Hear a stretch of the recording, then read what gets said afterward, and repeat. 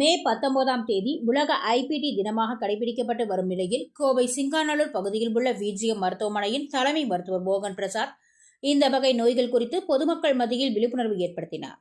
உலக ஐபிடி தினமாக ஒவ்வொரு ஆண்டும் மே 19ஆம் தேதியன்று கொண்டாடப்படுகின்றது. ஐபிடி என்பது குடல் அலர்ஜி நோய் என கூறப்படுகின்றது. இந்த வகை நோய்கள் பெருங்குடல் மற்றும் சிறுகுடலில் ஏற்படக்கூடிய அலர்ஜி நிலைகளின் ஒரு குழுவாக உள்ளது. இந்த குடல் அலர்ஜி நோயை ஆரம்ப நிலையிலேயே கண்டுபிடித்து கவனிக்க வேண்டும் என்பதை பொதுமக்கள் அனைவருக்கும் தெரியப்படுத்தி விழிப்புணர்வு ஏற்படுத்தும் வகையில் கோவை சிங்காநல்லூர் பகுதியில் உள்ள விஜிஎம் மருத்துவமனையில் சிறப்பு விழிப்புணர்வு நிகழ்ச்சி நடைபெற்றது. இந்த விழிப்புணர்வு நிகழ்ச்சியின் வாயிலாக விஜிஎம் மருத்துவமனையின் தலைவர் மருத்துவர் மோகன் பிரசாத், கல்லீரல் துறை நிபுணர் மித்ர பிரசாத், குடல் துறை நிபுணர்கள் மதுர பிரசாத் சுமன், வம்சி மூர்த்தி, சுனில் சாக்கோ வர்கீஸ் ஆகியோர் பொதுமக்கள் மத்தியில் கூறியதாவது: உலகளவில் மில்லியன் கணக்கானவர்களை இந்த ஐபிடி நோய் பாதிக்கிறது. இதற்கு முக்கிய காரணமாக நமது முன்னோர்களின் உணவு பழக்க வழக்கங்களை நாம் முற்றிலும் மறந்து வருகின்றோம். கடைகளில் கிடைக்கும் அதிக கெடுதலான உணவுகளை அதிக அளவில் தேடி தேடி போய் உண்கின்றோம். இந்த நோய்க்கான காரணங்கள், அறிகுறிகள் மற்றும் எதனால் ஏற்படுகிறது என்பது குறித்து, இந்த நோயை தடுப்பதற்கு பின்பற்ற வேண்டிய குறிப்புகள் குறித்தும் விழிப்புணர்வு ஏற்படுத்த வேண்டும் என்று தெரிவித்தனர். பொதுவாக குடல் அலர்ஜி நோய் 2 வகையாக பிரிக்கப்பட்டுள்ளது. ஒன்று செரிமான பகுதியை பாதிக்கும் நிலை, இரண்டாவது பெருங்குடல் மற்றும் மலக்குடலை பாதிக்கும் நிலை என தெரிவித்தனர். வெறும் வயிற்று பிரச்சனைகளாக இல்லாமல் நாள்பட்ட வீக்கம், கடுமையான செரிமான அறிகுறிகள், உடல் சோர்வு மற்றும் சில சமயங்களில் மூட்டுவலி அல்லது கண் எரிச்சல் போன்ற குடலுக்கு அப்பாற்பட்ட சிக்கல்களையும் இந்த நோய்கள் உருவாக்கிவிடும் என தெரிவித்தனர். இந்த நிலைகளை புரிந்து கொள்வதற்காக உலக ஐபிடி தினம் அனுசரிக்கப்படுகின்றது. இந்த நாளின் தாக்கம் ஒரு தேதிக்கு அப்பால் குடல் ஆரோக்கியம் மற்றும் நாள்பட்ட நோயால் பாதிக்கப்பட்ட மக்களை பற்றி இன்னும் ஆழமாக சிந்திக்க ஊக்குவிப்பதாக அமைகிறது என்று தெரிவித்தனர்.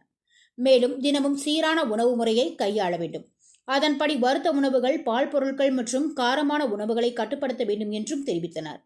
வெள்ளை அரிசி, வேக வைத்த காய்கறிகள் மற்றும் வாழைப்பழங்கள் போன்ற குடலுக்கு உகந்த உணவுகளை தேர்வு செய்ய வேண்டும் எனவும், குடல் அலர்ஜி நோயால் பாதிக்கப்பட்ட தனிநபர்கள் தனி பயனாக்கப்பட்ட உணவு திட்டங்களுக்கு ஊட்டச்சத்து நிபுணரின் உதவியை நாட வேண்டும் என்றும் மருத்துவர்கள் தெரிவித்தனர்.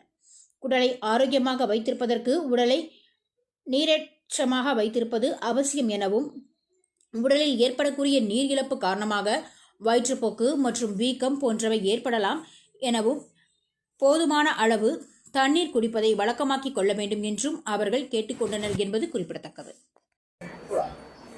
இந்த மாதிரி குடல்ல புண்ணு வருது, குடல்ல அலர்ஜி, அந்த மாதிரி நோய்கள் வந்து இப்போ அதிகமாயிட்டு இருக்கு. இது ஏன் அதிகமாகுது அப்படின்னா, நம்மளோட ஃபாஸ்ட் ஃபுட் லைஃப் ஸ்டைல். குழந்தை பிறக்கிறதுக்கு முன்னாடியே, கருவில் இருக்கிறப்பவே அந்த அம்மா எப்படி என்ன சாப்பிட்றாங்க அதை பொறுத்தே வந்து அந்த சேஞ்சஸ் ஆயிடுது குடல்ல அந்த குழந்தைக்கு. அதுக்கப்புறம் வந்து ஜெனட்டிக்காக இருக்கலாம், இல்லை சுற்றி இருக்கிற இந்த நீங்கள் ஏற்கனவே நிறைய கேள்விப்பட்டிருப்பீங்க, ஃபுட் ரிலேட்டடாக இருக்கலாம். இந்த மயோனைஸ் யூஸ் பண்ணுறது, அப்புறம் இந்த எல்லாமே நம்ம உணவுப் பொருட்களில் நிறைய ப்ரிசர்வேட்டிவ்ஸ் இருக்குது, அதனால ட்ரிகர் ஆகுதா, இல்லை நம்ம எதனாலங்கிற அந்த ஒரு சின்ன ஒரு ஃபேக்டரா, நிறைய ஃபேக்டர்ஸான்னு தெரியல. ஆனால் இந்த குடல்ல புண்ணு இருக்கிறது வந்து இப்போ ஒரு சாதாரண விஷயம் ஆயிடுச்சு. 15 வருஷத்துக்கு முன்னாடி இந்த மாதிரி நோய் என்னங்கிறதே யாருக்குமே தெரியாது. மருத்துவர்களே வந்து புக்ல படிக்கிறதோட சரி, நாங்கள் கண்ணால வந்து பெருசா பார்த்ததில்லை.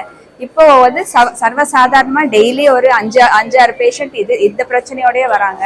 அதுல வந்து ரொம்ப மோசமா சிவியரா இருக்கிறவங்க குழந்தைங்க கூட வராங்க. அப்போ இருக்கிறப்போ ஒரு first level LKG level treatment கொடுக்கலான்னு பார்த்தா, இவங்களுக்கு வந்து அடுத்த லெவல்னு சொல்லிட்டு தான் ட்ரீட்மெண்ட் தேவைப்படுறதா இருக்கு. இந்த அளவுக்கு வந்து அடுத்தடுத்து கண்டுபிடிப்புகள் வந்துட்டு இருக்கு. ஆனாலும் நம்ம வந்து இதுக்கு அடிப்படையா இருக்கிற உணவு, அப்புறம் வந்து இதெல்லாம் வந்து தான் நம்ம வந்து டார்கெட் பண்ணணும். கண்டிப்பா நம்ம சுற்றுச்சூழல், உணவு எல்லாத்தையுமே தூய்மையா வச்சுக்கணும். So have a good life, eat well.